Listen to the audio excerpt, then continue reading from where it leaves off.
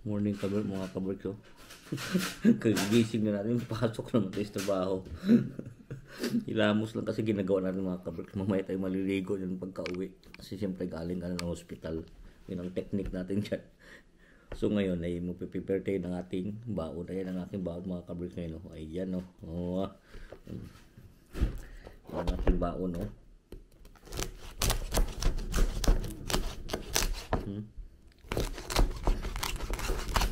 Tama na yun sa ating mga kabarks yan.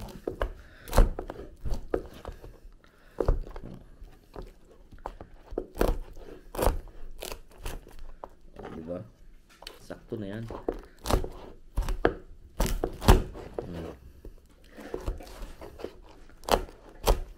Ang dami na yan mga kabarks oh, pang baon natin. So magandang buhay sa ating lahat mga kabarks oh. Dilim pa oh.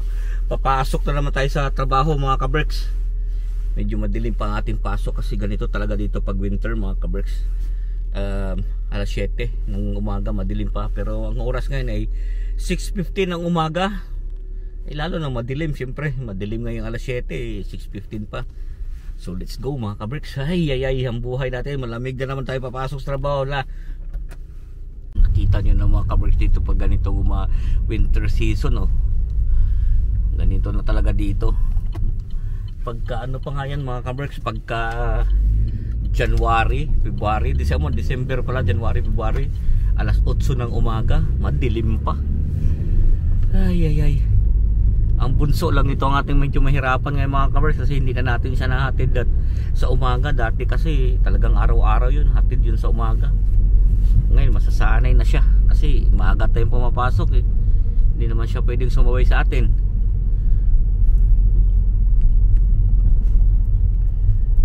Alas 9 ang pasok niya. Pag sumabay siya sa atin ng alas 6, nandun siya ng 6:30. So sobrang aga naman kaya nagbabas muna siya. Tayo naman ay medyo nasasanay na pumapasok ng ganitong oras. Papasok ang madilim, uuwi ka maliwanag na. Ganon. So yun mga kabarks, naka halfway na tayo sa ating trabaho. Sa ating trabaho, papasok sa trabaho. Ang gulo no? Sa trabaho baga. Halfway na tayo mga kabarks pero madilim pa rin oh. Ano na yan? 6:30 ng umaga. Update. Update. Tapos pagdating doon maglalakad. Siyempre maglalakad ulit tayo kasi doon nga ako nagpa-park sa libre ba? Diba? Saka na tayo mag-park sa may bayad doon sa mismong hospital pagka may sweldo na. Ngayon muna tipid-tipid muna mga kabarks. Jeta na nga tayo, di na tayo nakakainom ngayon eh. Kasi monthly na yung sweldo natin ba. Hindi tayo sanay. May part-time naman tayo, kaya lang syempre yung part-time natin ay pang mano natin yan, pang inom. Pang inom pala yun. Yun pala yun mga kabarks. Basta halfway na tayo mga kabarks. Motorway tayo mga kabarks para medyo mabilis-bilis tayo ng 5 minutes. Kasi keep right. Parehas lang naman yung miles. So dumaan tayo ng motorway. Ayan. Paakyat na tayo sa tulay para medyo mas maaga tayo pero parehas lang yung miles. Ayan. In 1 mile, take exit 10 onto B5214 towards Urmston.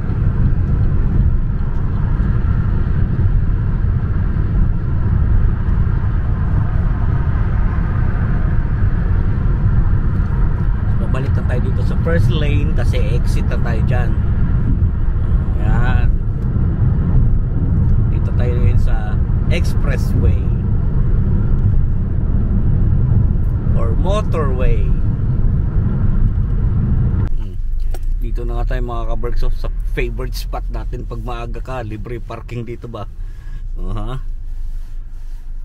Kung hindi magbabayad ka talaga doon. Dito na tayo, libre mo natin parking sa ngayon. So yun mga kabarks, nalalakad na tayo sa papasok sa ating trabaho. Wala kayong makita o kita ko. Ayan o, madilim pa talaga kasi. Ay, dito tayo dadaan sa gitna. Huwag tayong gumadaman sa gilid ba. Nakatakot pag sa gilid-gilid, no? Dito sa gitna dadaan. So itong nilalakaran natin mga kabricks. So yan, pasok. Dito na tayo dahil sa gitna at ayoko sa gilid-gilid. Wala namang dumadang sakyan.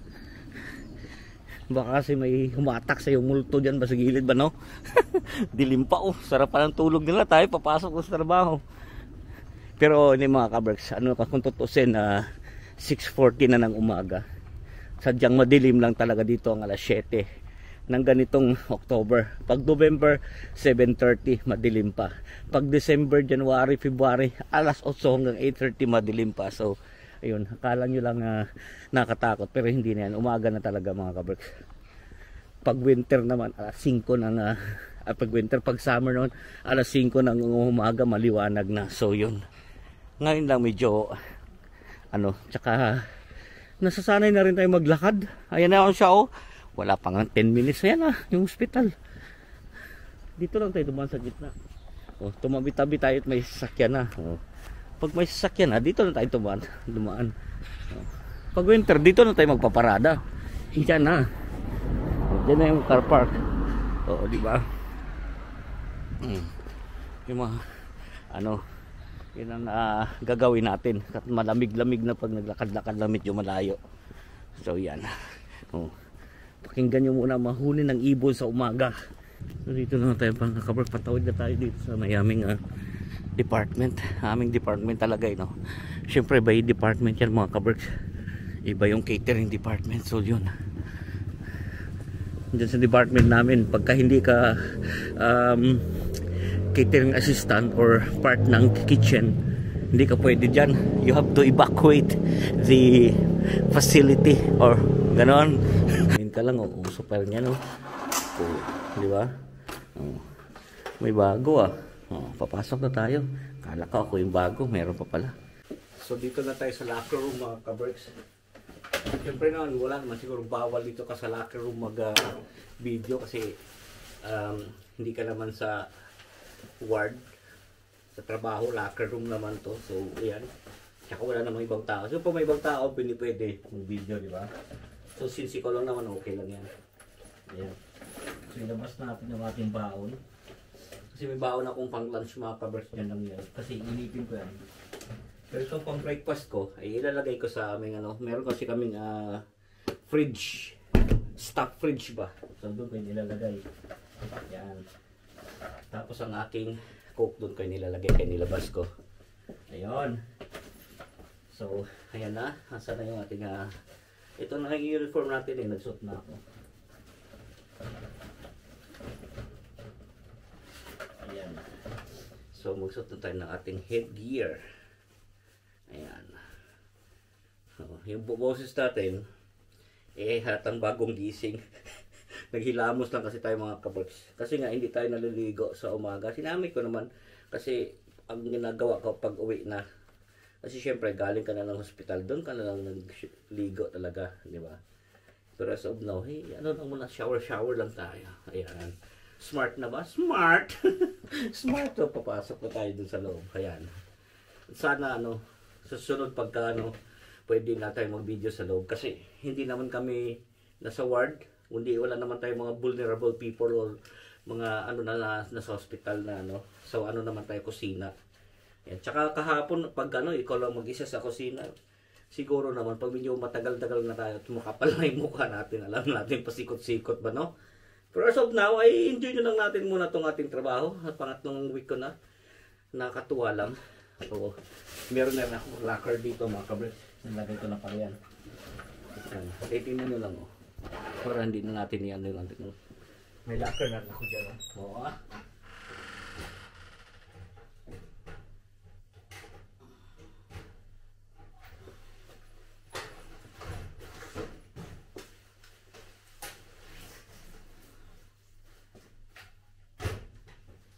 Wala na yung lock ng aking locker. Wala nang susi kasi wala na mamuwala dyan pagkain. So, let's start our new day! So, 20 minutes break tayo mga kabricks. As usual, sandwich naman tayo with peanut butter. Ano bang nangyari sa ating ngayon? So, ngayon mga kabricks ay ang aking pang 3 weeks ko na sa trabaho. Ayun. At ano na, parang komportable ka na ba sa bago mong trabaho. Medyo relax ka na kasi alam mo na yung gagawin mo, di ba?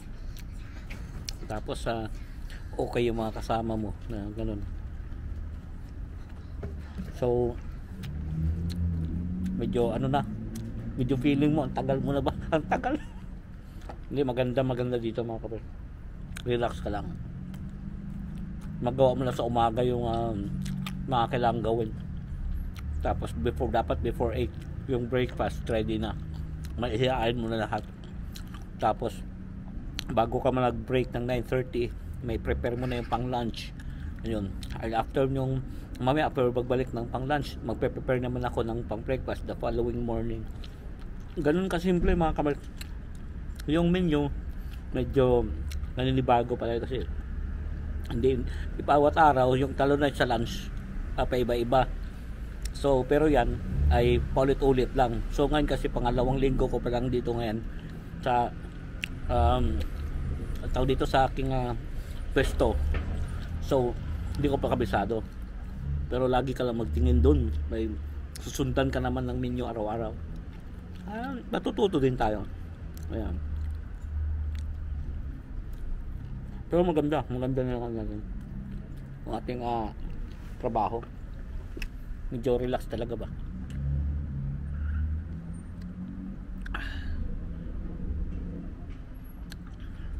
Ayan, kape muna tayo. So break time tayo mga ka-breaks. Ano yung baon natin? Yung baon ako dyan, pork. Grabe si wifey, oh. Nating kutsara.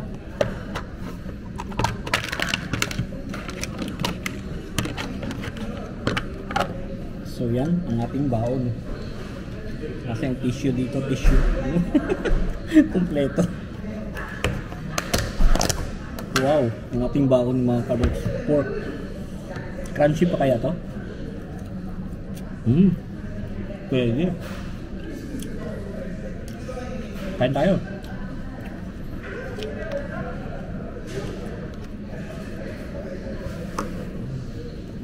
Sarap. Tapos meron tayo dito baon salad. Ang sarap ng ating ulam. Malutong pa yung balat.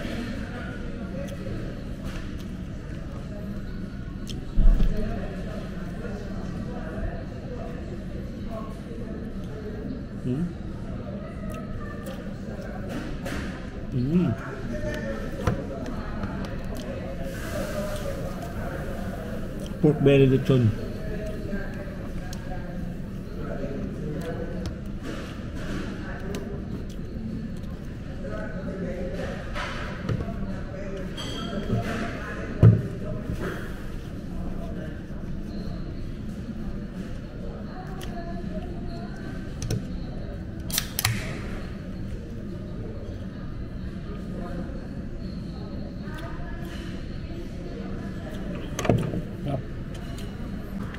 So yun mga ka-breaks, no? Natapos na naman ang ating isang araw.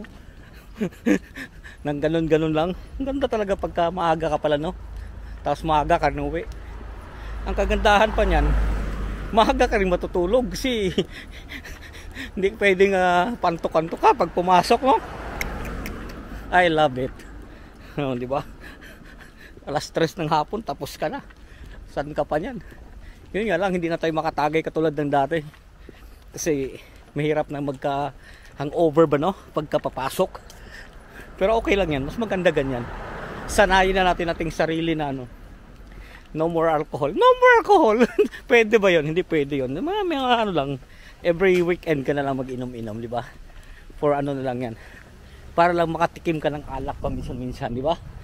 Oh. Sarap ng hangin, no? Ganda. Ay. Ganito lang ating buhay.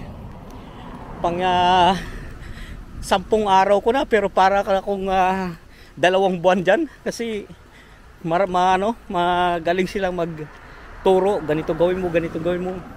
Yung hindi ka magiging hindi ka maging nervyoso sa gagawin mo. So yun, yan, lagi ka nilang tinutulungan, kaya medyo madali mo magamay ang trabaho. Tsaka sanay naman tayo magluto, kaya yun, yung mga temperature na yan, alam na natin yan. Kaya di ba, basic ang angas yun. Ayan para makita nyo ang hindi lang yung mukha ko, changing color na yan kung ano lang pinagsasabi ko, kasi tapos na naman ang isang araw ko mga ka-Berks. Ay, ganun lang ang buhay. Di ba? So pauwi na naman tayo ngayon. Ano kayo, may baon bukas? Magbabaon bukas. Iniisip ka agad yung babaon bukas, Ay nako, ganito lang ating buhay. So tatawid tayo dito mga ka-Berks. Yan. So tatawid na tayo dito.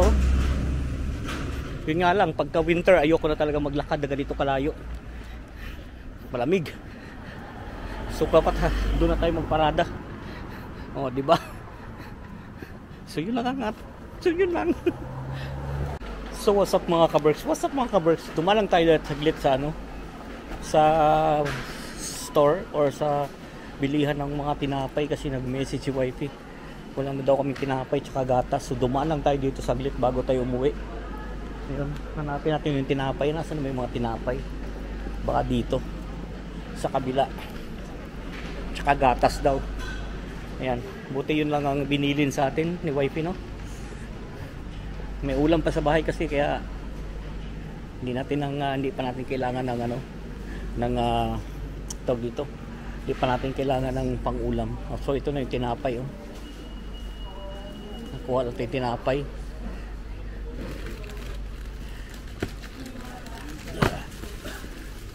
Nakuha lang tayo tinapay mga ka-Berks. Yan, tinapay saka dito gatas, yun ang ating kailangan, tinapay tsaka gatas. So yun na nga mga ka-Berks, nakabili na tayo ng tinapay tsaka gatas. Buti nabasa natin yung message ni wifey. Yan, sakit ng ating sakit dito dapat sa labas, sakit sa dito sa dibdib pag ng yung seatbelt. Yan. So yun, again balik tayo doon. Pinabili ako ni wifey ng gatas tsaka tinapay. Buti na lang may ulam pa daw kami, kaya yun lang muna mga ka-Berks. Yan ating buhay dito, So uwi na tayo. Ayan, tapos na naman ang ating isang araw nga. So malapit na tayo sa bahay mga ka-Berks. Tingnan nyo dito yung alas 4. Mag alas 4 pa lang, 3:45. Pero madilim na naman. Ibig sabihin autumn at winter na naman, kaya ganyan. Ay kakatamad na naman pumasok nito. Pero kailangan kailangan sipagan, di ba? Ganun lang ang buhay. Ay. So yun mga ka-Berks, nandito nga tayo sa bahay na. Ay, pagod. Pagod tayo sa biyahe ni sa trabaho. Traffic kasi pauwi mga ka-Berks. So yun, natapos na naman natin isang araw sa trabaho. So ganyan natin buhay dito mga ka-Berks. Hindi natin patahabain pating video, di ba? Sana balang araw mapakita ko sa inyo yung ating ginagawa. Parang pwede naman siguro kung di ba? Kasi hindi naman tayo nagtatrabaho sa sa luto naman, hindi naman sa mga vulnerable people or mga nasa ward, mga ganun ba. Nasa labas lang tayo, nasa pagkain lang tayo. So pwede naman siguro. Ayun. Di natin pahabain pa. Lalo yung sinasabi, keep us all safe, God bless us all. Magandang buhay. Thank you for watching.